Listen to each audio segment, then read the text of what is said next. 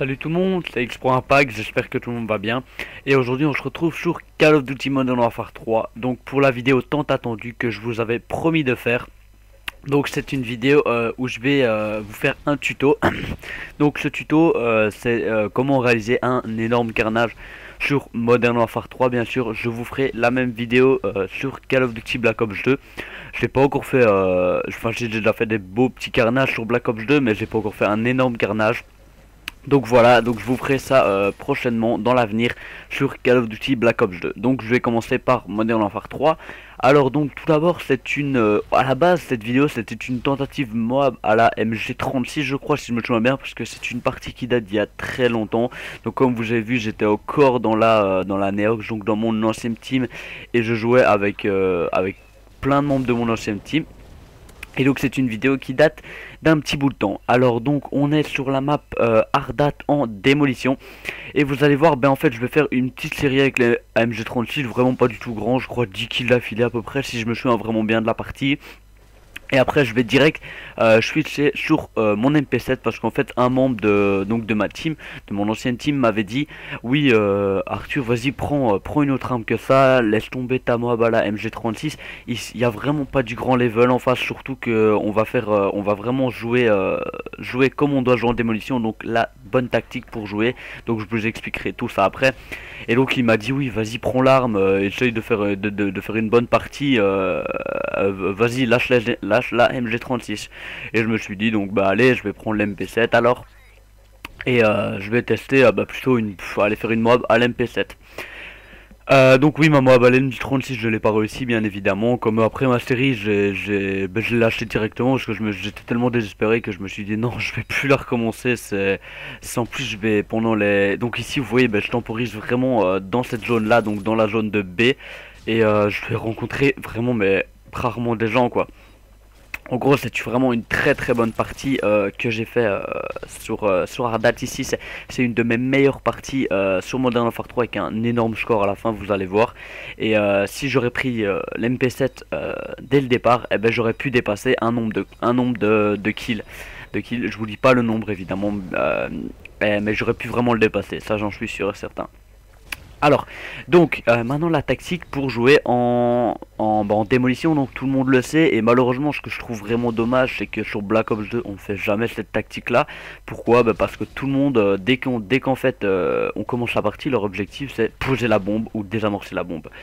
Mais bon voilà, c'est dommage parce que je trouve que sur MW3 il y a beaucoup de gens qui faisaient cette tactique là. Donc la tactique que je vous explique, c'est consiste à faire durer le plus longtemps possible la partie, donc pour réaliser beaucoup plus de kills bien évidemment. Comme ça on pose pas direct la bombe. Et ben je trouve ça, enfin c'est beaucoup mieux quoi. Comme ça la partie dure vraiment un maximum de temps. Donc alors ici la tactique, en fait comme vous avez vu, on est sur la première manche et la manche dure combien de minutes à la base? 3 minutes je veux dire, allez j'imagine, elle dure 3 minutes. Et en fait ce qu'il faut faire c'est poser la première bombe dans la dernière minute, donc environ allez 50 secondes, 45 secondes. Pas la poser directement parce que si après elle pète directement, vous avez comme le temps supplémentaire, mais bon c'est quand même mieux de faire péter la première bombe dans les 45 secondes, 50 secondes vers la fin de la manche. Comme ça donc la première bombe elle pète, et après il vous reste la deuxième bombe bien évidemment, et un temps supplémentaire qui se rajoute. Donc ici notre temps supplémentaire qui s'est rajouté était de 3 minutes à peu près aussi. Et donc, soit ce que vous faites, c'est vous gagnez la manche, la première manche. Donc, ce que je vous conseille à faire, donc, c'est poser la deuxième bombe, bien évidemment, comme la première, environ à 45-50 secondes de la fin de la manche. Comme ça, vous laissez jouer, vous laissez jouer le temps, bien évidemment. Ou soit vous perdez la manche et vous posez pas du tout la bombe. Mais alors, bien évidemment, si vous voulez que la partie dure, pardon, il faut gagner la deuxième manche si vous perdez la première. Donc nous on s'est dit allez on va gagner la première manche, donc on va faire péter la première bombe. Donc comme vous avez vu à 50 secondes elle a été posée, on l'a défendue comme ça au moins elle pétait. Et après on s'est dit allez on va faire péter la deuxième dans les je sais plus du tout quand on va poser. À mon avis c'est pas encore tout de suite qu'on va poser. On va poser vers 45-50 secondes comme d'habitude, et on va la laisser péter, donc la défendre comme ça au moins comme ça au moins on gagne la première manche. Et on peut perdre la deuxième sans aucun risque. Alors donc voilà, ça c'est pour la technique, donc c'est vraiment laisser péter les bombes ou alors faire péter les bombes au bon moment, bien évidemment pas n'importe quand. Donc ce que je trouve dommage sur Black Ops 2, c'est que chaque fois l'ennemi quand on commence une partie, c'est leur objectif, c'est aller, on fait péter les bombes directement quoi. Mais alors les manches, t'as des manches qui peuvent durer 1 minute quoi. Enfin, c'est pas marrant, moi je trouve ça c'est pas marrant. C'est ça que j'aime vraiment bien sur MW3, c'est que tout le monde il jouait vraiment bien la technique pour que la partie elle dure plus longtemps. Donc voilà, donc ici on a 50 secondes de la fin de la deuxième manche et vous allez voir que nous on va se dire allez on va commencer à poser la bombe et la défendre, comme ça on va gagner la première manche. Alors donc maintenant pour ma classe, je vais vous essayer de vous la dire quand même. Donc je crois que j'étais avec l'MP7 silencieux tir rapide si je me souviens bien. En arme secondaire le 44 Magnum couteau tactique donc comme d'habitude. En mortel le C4, en tactique le radar portatif, ça ne change pas non plus. Dans mes atouts, alors là, ça je sais pas trop vous dire. Je crois que j'avais détermination, tour de passe-passe et visée solide. Si je dis pas de bêtises, ça doit être à mon avis un truc comme ça. Et dans mes killstreak, j'allais dire score streak, mais ça c'est plus du score streak, ça c'est sur BO2. Donc dans mes killstreak, c'est le Predator, l'hélicoptère de combat et le mitraillage d'hélico. Donc tout simplement pourquoi ces petits score streak alors que je vais vous faire un tuto sur comment réaliser un énorme carnage. Vous allez me dire oui il est con, pourquoi il joue avec des 6 petits score streak, et alors qu'il va réaliser un gros carnage, tout simplement c'est parce que en fait ces killstreak là, c'était pour mes défis tout simplement. Donc j'aurais pu prendre des plus gros killstreaks, ça je l'avoue, mais vous allez voir que même avec des petits killstreaks comme ça on peut réaliser une partie de fou. Alors la première manche n'est pas très intéressante, mais la deuxième elle est beaucoup mieux et il y a une petite surprise à la clé. Ça je vous dis pas ce que ça va être, mais franchement la deuxième va être terrible. Surtout qu'on a la défense, et la défense c'est terrible, comme ça on laisse péter B et l'ennemi vient touche au middle de la map et c'est vraiment une boucherie totale quoi. Donc alors donc voilà pour ma classe, donc c'était fini. Maintenant je vais parler un petit peu donc du tuto bien évidemment. Donc comment réaliser un énorme carnage. Déjà tout simplement prendre une mitraillette, ça que vous gérez bien. Donc commencez pas à prendre, il y a moyen, mais commencez pas à prendre une mitraillette pour une PM9 ou alors je sais pas une autre mitraillette que vous n'aimez pas pour réaliser un énorme carnage. Vous le ferez pas, enfin vous le ferez peut-être, mais bon si vous la gérez pas, prenez des mitraillettes faciles donc qui ont du bon dégât, de la bonne portée. Donc moi je vise la MP7 bien évidemment parce que là elle a de la portée et elle a du dégât, que ce soit au corps à corps ou de loin. Certains me diront la PP90, mais la PP90 de près elle est géniale, ça d'accord, mais de loin elle est nulle, elle n'a pas aucune portée, donc c'est pour ça que moi je conseille la MP7 parce qu'elle a une bonne portée aussi. Alors donc voilà, ça c'est pour l'arme, donc prenez, ou alors vous pouvez prendre un fusil d'assaut bien évidemment. Donc prenez une ACR, c'est le plus facile, c'est une arme, voilà, c'est une très bonne arme, c'est un des meilleurs fusils d'assaut, si pas le meilleur fusil d'assaut. Elle bouge pas, elle a une super bonne portée, elle tue super vite, enfin elle a des grands dégâts. Prenez vraiment votre arme avec laquelle vous avez le plus facile. Alors maintenant niveau map, toutes les maps peuvent le faire. Bien évidemment, plus vous êtes dans une petite map, plus vous aurez de kills et plus vous aurez d'enchaînement. Ça, on se comprend, mais bon, voilà, c'est maintenant, il y en a qui vont dire le contraire. Plus on est dans une petite map, plus on se fait tuer vite parce qu'il y a d'ennemis sur nous. Maintenant, c'est ceux qui savent gérer les ennemis quand ils sont 3 contre eux ou 2 contre nous. Ceux qui savent gérer 2 ennemis ou 3 ennemis à la fois, c'est pas de problème. Maintenant, ceux qui ont un peu plus de mal, c'est d'accord, c'est un peu plus dur. Donc plus une grande map alors pour ceux qui ont plus de mal. Niveau coéquipier, ça c'est super important. Prenez des coéquipiers. Moi ici, donc on était avec toute ma team, on était 6 je crois au complet. Et parce que si on vous prenait même que un coéquipier que vous connaissez pas, eh ben le mec il va peut-être jouer l'objectif comme il le sent. Donc le mec peut-être qui va se dire allez moi j'ai pas envie de gagner la manche, donc je fais tout pour la perdre alors qu'il fallait la gagner. Maintenant, ça c'est le risque et péril de jouer avec un gars que vous connaissez pas, pardon. C'est vraiment le gros risque. Donc prenez, si vous voulez vraiment réaliser des mobs ou alors des gros carnages comme ici par exemple, prenez vraiment 5 coéquipiers avec qui vous entendez bien, qui communiquent bien. Ça c'est hyper important, la communication. Donc ça c'est moi qui vous le dis, je joue dans le Deserto et la communication c'est hyper important, même quand on est en bête partie comme ça, c'est super important. Donc comme vous avez vu, moi mes coéquipiers en fait, je leur disais à chaque fois, allez, il y en a un qui garde le tunnel, moi je garde l'entrée donc de gauche, et un qui garde le long couloir ici. Il faut absolument défendre A mais qu'il fasse péter B. Et donc c'est ce qu'on va faire, vous allez voir. Donc ici, hop, petit passage, une belle petite triple feed. Alors on va désamorcer A bien évidemment, et on va les laisser faire péter B. Ça donc c'est à vous de choisir la bombe laquelle vous voulez que vous voulez qu'elle pète. Maintenant c'est beaucoup plus facile de laisser faire péter B et de défendre A parce qu'au moins ils viennent de partout. Enfin c'est une véritable boucherie comme j'ai dit. Donc voilà, ici on est bien organisé. Il y en a un qui désamorce et les 3 autres qui le couvrent.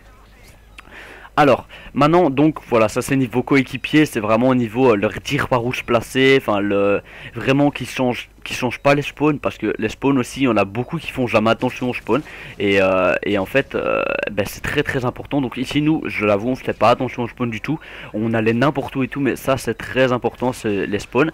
Ne changez pas trop les spawns, parce que sinon, les ennemis risquent de spawner soit derrière vous, soit devant vous, et alors ils arrivent tous en masse. S'ils arrivent derrière vous, c'est plus dur. S'il arrive devant vous, c'est même dur, parce que s'il spawn devant vous, vous avez pas beaucoup de chance de réussir à vous en sortir s'ils sont 3-4 contre vous.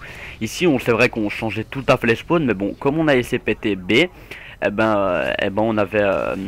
on savait par où les ennemis spawnaient. Donc il y avait soit il y avait 3 passages possibles, et comme on était toute une équipe, on était très bien organisé. On disait allez, toi tu surveilles ce passage là, donc le tunnel, allez Alex, voilà, il surveillait la grande allée, et moi je restais vraiment dans cette zone ci, parce que l'ennemi peut spawner là-bas tout au bout, derrière moi dans le tunnel, ou alors au bout de la grande allée. Et comme chacun surveillait son allée, et je faisais plaisir, parce que quand on avait fini un spawn, ben, l'ennemi spawnait de l'autre côté et c'était les autres qui les tuaient. Enfin voilà, on inversait vraiment le spawn. Donc c'est vraiment, enfin faut vraiment faire attention à ça. C'est les spawns, c'est pas casser les spawns comme on dit. Et donc voilà, ça c'est donc voilà. Donc ce que je vous conseille, c'est vraiment jouer avec des gens que vous avez l'habitude de jouer avec et qui communiquent bien. Maintenant on va parler un peu niveau des killstreaks. Donc pour moi les killstreaks sont pas spécialement importants. Maintenant regardez, moi je vais faire un énorme carnage alors que j'ai des petits killstreaks. Maintenant les petits killstreaks, vous avez plus de chances de les débloquer que les gros, ça on est tous d'accord. Mais bon, maintenant les gros font plus de dégâts, ça ce qui est logique, on est aussi tous d'accord.